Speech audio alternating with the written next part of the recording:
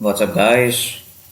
This is Manoj Chaprani. I welcome you all on behalf of the Edupedia world. So, guys, this is the third video presentation, which we'll be talking about the rest of the topics relating to money markets.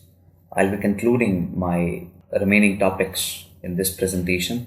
In the next forthcoming presentation, I'll be dealing with you all the questions which are being asked in the C final examinations or the past previous attempts. I am sure that you guys are having a great time today, and certainly it's a beautiful day outside and you are actually striving out your level best in order to succeed in your ambition, which is presently clearing of the CA final exams. Perfect, guys. Without making you care for any kind of delay, I'll just move with my presentation, and the first topic would be commercial papers. So let's understand, what does commercial papers actually mean. So commercial paper is basically a kind of unsecured money market instrument which is being issued in the form of a promissory note. So commercial paper as a privately placed instrument. It was introduced in India way back in 1990 with a view to enable a highly rated corporate buyers to diversify their sources of short-term borrowings and to provide an additional instrument to investors. So that's the brief history as to how commercial papers was first introduced in the market and which motive. So we'll be understanding about the same. Commercial paper is an unsecured money market instrument issued in the form of a promissory note. Commercial paper was introduced way back in India in 1990. Its objective was to enable the highly rated corporate borrowers to diversify their sources of short-term borrowings and to provide an additional kind of instrument to the investors. So way back during that amount of time, there were a limited instruments were available for money market in the markets. So therein arose a need to introduce another kind of additional instrument in the market so that the investors will be able to invest in a better way and they'll be able to extract the best kind of choice wherever and whenever they wish to invest in. So hence this commercial paper came into the picture. Primary dealers and all India financial institutions were also permitted to issue the commercial papers. So guys, that was a short note about commercial papers.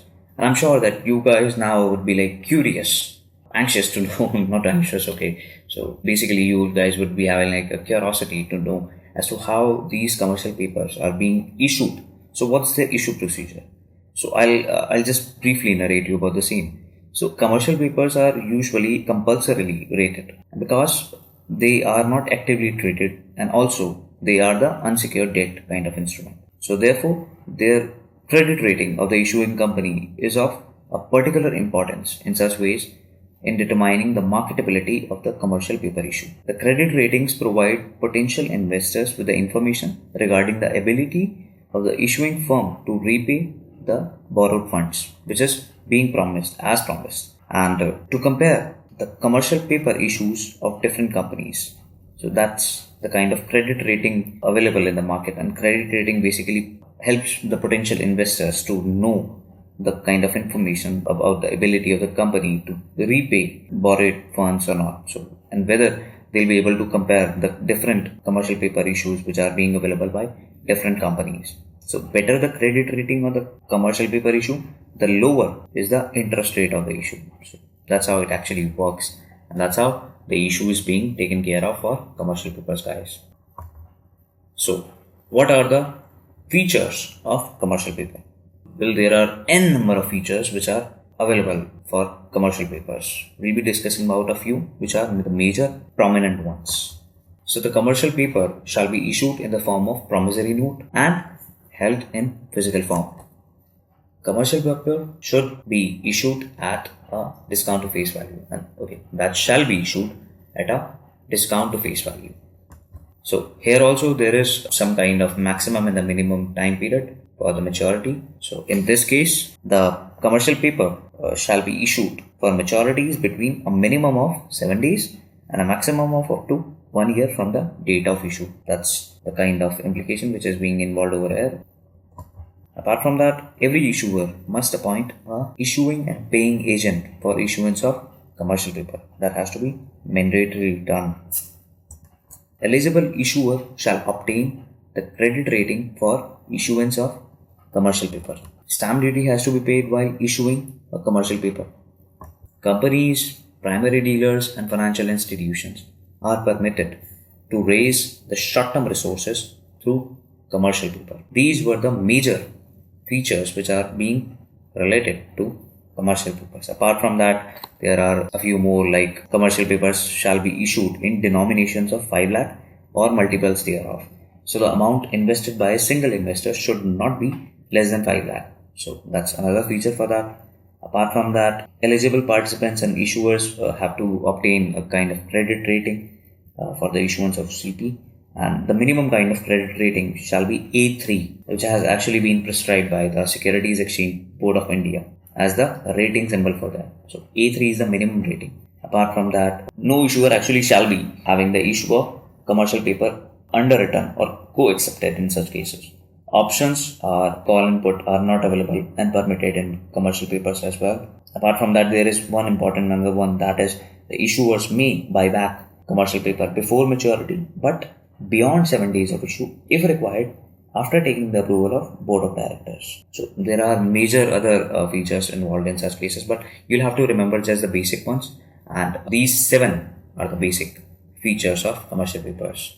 So just head to these kind of 7 points, and definitely you'll be like marking your presence of these 7 points in your 4 marks question.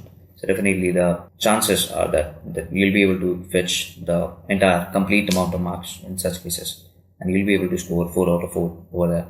And guys, believe me, theory is an extremely important segment of CA final examination. Majorly students usually ignore theory. But here, as far as my subject like strategic financial management is concerned, theory over here is absolutely practical based theory.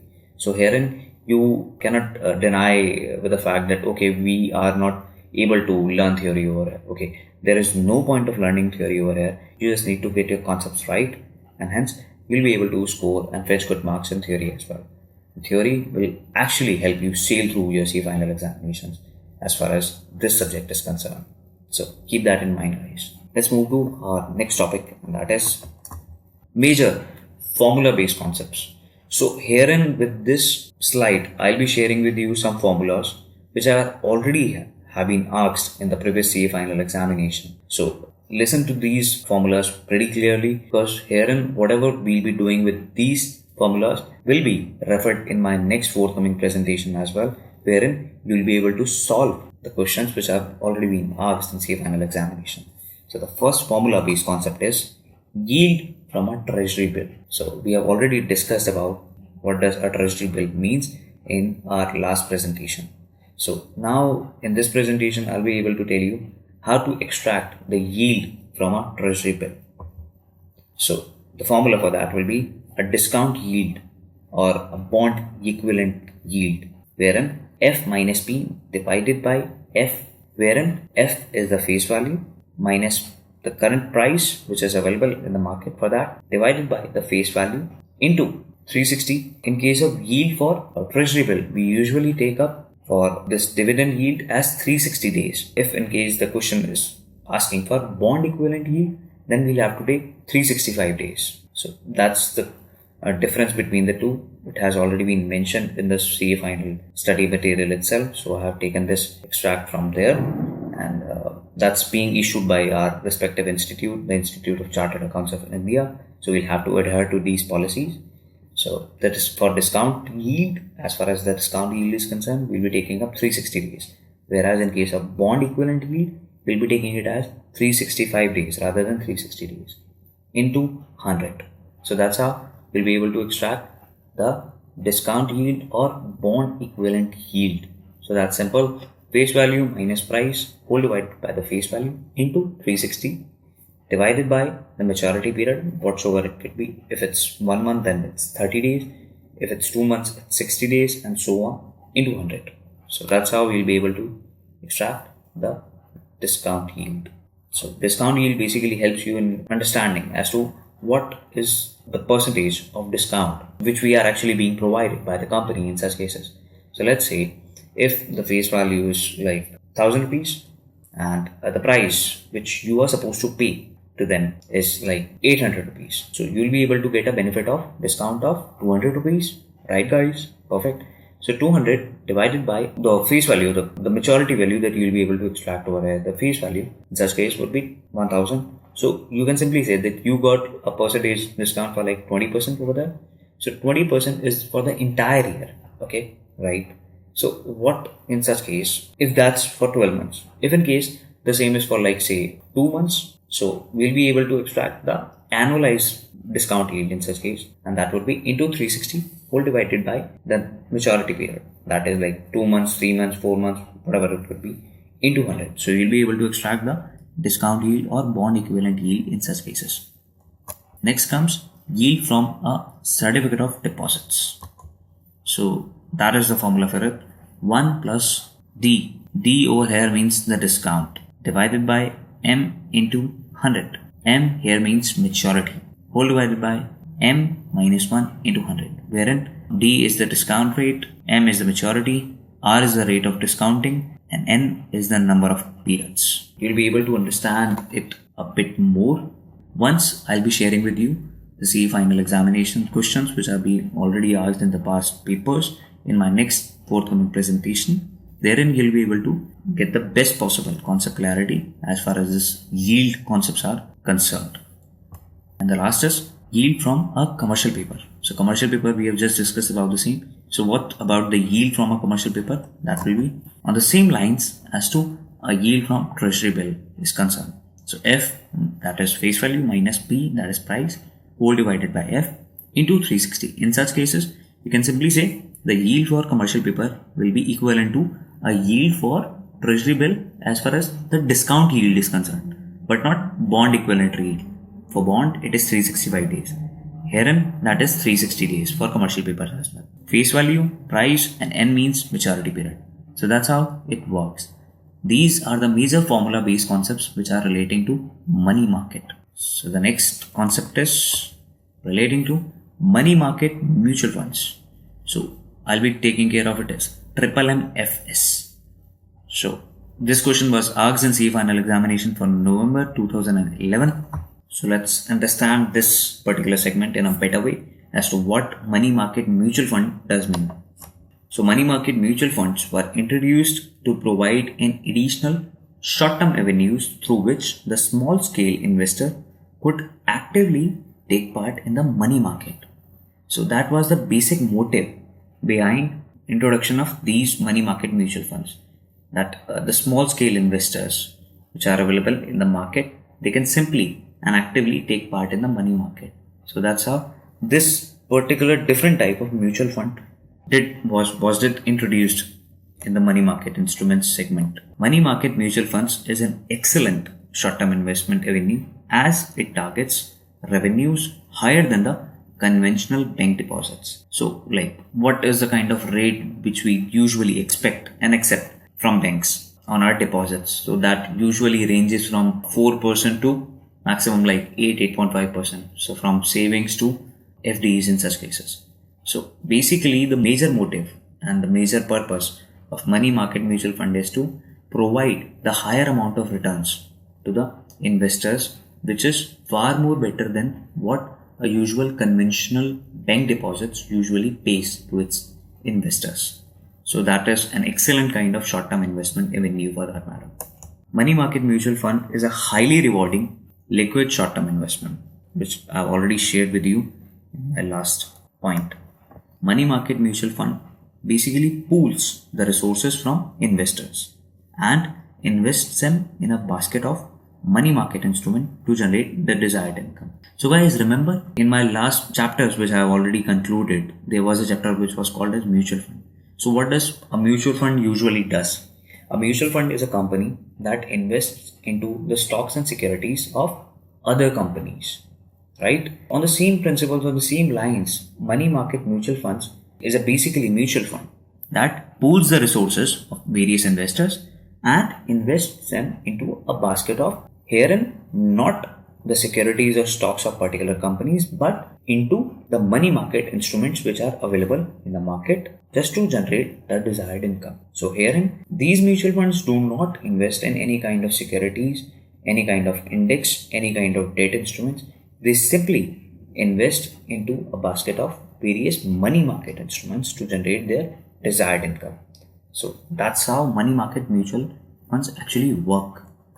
Money market mutual funds generates higher returns by primarily investing in short-term money market instruments. And the last one, money market mutual funds is considered much safer as the money is lent to credit-worthy borrowers. So it's a very safe kind of investment. Herein, the money is safe just because of the fact that it is being lent to the credit-worthy borrowers, and they are sure not to take up a run with your money. So certainly they are the most credit-worthy kind of borrowers one can have, and hence the investment is extremely safer in this case. So guys, that was all about money market mutual funds, why they were introduced in the market, what is a money market mutual fund, how it is highly rewarding as compared to the conventional bank deposits, what is their job. They pool the resources and invest into money market instruments. They usually generate high returns by primarily investing into short-term money market instrument, and their investment is extremely safer as the amount is lent to the credit-worthy borrowers. That was a small write-up about money market mutual funds. This question was asked in CA final examination of November 2011, and I hope you got a complete clarity as to what a money market mutual fund actually means. So now let's move to our next topic, and that is features of a typical money market mutual fund. So what is a feature of them? So the first one is an open-ended money market fund. So that's the primary feature for a typical money market mutual fund. That's an open-end money market fund. One can invest in this fund any of the time, and certainly one can withdraw his or her money whenever they wish to. So that's open-ended kind of money market fund. Apart from that, there is a sale repurchase at NAV price. So that's another feature of that, which is similar to the one which is being considered in one of the last chapters, and that was mutual funds. So you can just sell and repurchase the NAV price, which is usually declared on a daily basis. Apart from that, there is an excellent liquidity making is involved, as it is a favorite short-term instrument for parking funds. Units can be withdrawn giving 1 day's notice, and the check will be issued across the counter. So that's another feature of a typical money market mutual fund, which provides you an excellent liquidity making. Returns in this scheme are in the form of growing NAV. So no income is usually being distributed. So you basically earn on the basis of your growing NAV. So that's how you earn your return in such manner. Money market mutual fund works on extremely low operating cost. That is not just a feature but also an added advantage as far as the investment in money market mutual fund is concerned. No locking period at all. So you don't have to wait for n number of periods in order to ensure that you can now sell your money market mutual fund securities or units, whatever you are having in your hand. So there is no locking period in this case. If you are entered into this market for today, you can even exit it maybe tomorrow, day after tomorrow, or any of the time whenever you wish to. So no locking period at all, and you can withdraw your holdings even on the next day. So that's the beauty of this segment. There is no transaction charges which are being involved over here. Partial withdrawal is allowed, subject to a minimum of 10,000 in that account. So after you invest, you will receive a statement showing the detail of your deposits, withdrawal and lock-in, which is available every month. So it may have a check withdrawal facility attached to your savings account. That way it may work. Apart from that, you also get a tax benefit under section 48 and section 112 of Income Tax Act 1961. That's another added advantage of investing into a money market mutual fund. The last one is minimum investment. So guys, there is bar on the minimum investment, and that is 10,000 rupees. However, there is no bar, there is no maximum limit of investment. You can go for n number of money market mutual fund amounts. So if you wish to invest crore rupees, definitely you can do so. However, there is a minimum investment, that is 10,000 rupees. You'll have to adhere to it. Plus, the scheme is open to resident individual investors, including minors, trusts, societies, body corporate, HUF, banks, each and everyone. So even you can invest in there. I can invest in there, banks can invest in over there, companies can invest in over there, everybody can invest in money market mutual funds. So that's the right and high time wherein you can aspire and you can think about investing into any kind of these ventures wherein you'll be able to extract good amount of returns for you, yourself and your family's better future. So that way it's going to help. So that was the features relating to typical money market mutual funds. I hope you guys got the entire clarity as far as this particular topic is concerned. This is the last slide for this presentation wherein I'll be taking care of a few topics which are miscellaneous.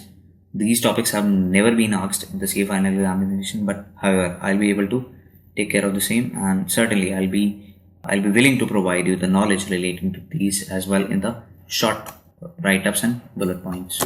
So one is marginal standing facility. So what is marginal standing facility? Let's understand that first. Marginal standing facility rate is the rate at which banks borrow their funds overnight from Reserve Bank of India against approved government securities. That is what a marginal standing facility actually means. So basically this facility actually came into effect in May 2011. That was the back time. Under the marginal standing facility, currently the banks are availing the funds from RBI on the overnight basis against their excess statutory liquidity ratio SLR holdings. Additionally, they can also avail the funds on overnight basis below the stipulated SLR up to just 2.5% of the respective net demand in time liabilities which are being outstanding at the end of the second preceding fortnight. Usually, if I'll have to say, a marginal standing facility is pegged above the repo rates. Still, banks come and borrow under this window to meet the acute cash shortage and acute asset liability mismatch. So that's how marginal standing facility actually works out. So you just have to remember one thing. It is the rate at which banks borrow their funds overnight from Reserve Bank of India against approved government securities. That's it for you. No need to learn any other thing apart from this. Just know the basics, just know the concept. That's more than sufficient. So next is repo rate. So what does repo rate actually means? Repo rate is the rate at which nationalized banks receive funds from RBI. Let's say tomorrow SBI has shortage of funds actually happening nowadays because of this demonetization drive. So if tomorrow SBI feels that they have the shortage of funds over there, so they can simply ask for the funds from RBI. So repo rate is going to be applied in such cases. Repo rate is the rate at which SBI is going to receive the funds from RBI. Just exactly the opposite is the case for reverse repo rate. Is the rate at which nationalized banks usually lends funds to RBI. Let's suppose tomorrow RBI is in the position wherein they are in lack of funds. RBI is supposed to pay out to other banks as well. So SBI into more power, RBI is okay, and other banks are going short of the expectations, the investors or the public deposit holders. So wherein this SBI is going to lend the funds to RBI so that RBI in turn can provide the funds to other banks. So wherein the rate which is being applied by SBI in lending the funds to RBI, that will be called as reverse repo rate. The last one is liquidity adjustment facility. So what does a liquidity adjustment facility mean?